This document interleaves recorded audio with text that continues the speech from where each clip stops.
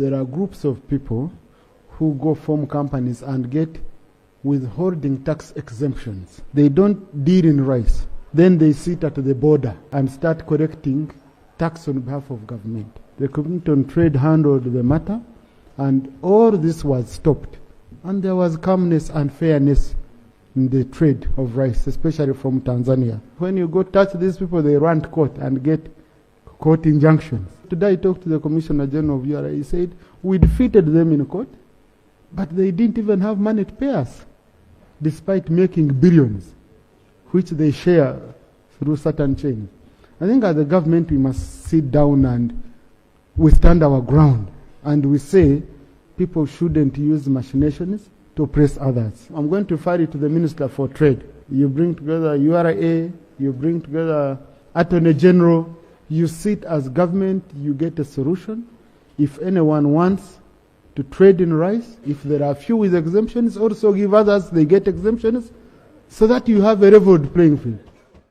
What UNRA was doing was to procure the people who were doing the roads. It has never done any tarmac. By the time we took over UNRA had a debt, an obligation to meet financial of 1.3 trillion owed to contractors. That's why you see now across the country, all the roads that the contractors were supposed to be doing are in a fairly sorry state. It would go on record as if we were appropriating money and all for nothing.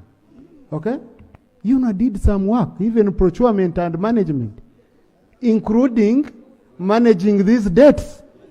That's why you see, when UNRA was working, the contractors were not off the roads. When you took over, they ran off. We supported you on merger.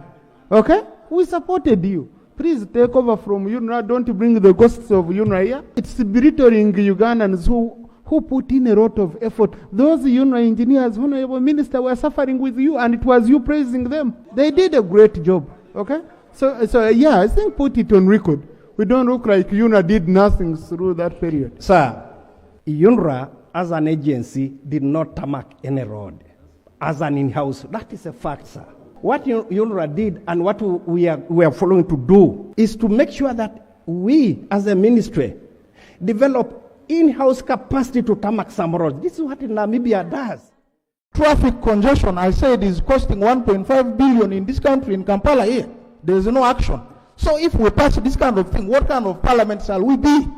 We are all stuck in congestion on streets of Kampala, killing 4 hours, and you come and pass this kind of thing and say it must go to budget committee for harmonization. Jam in Uganda, we lose 240,000 man hours, according to Collins, a UK-based company.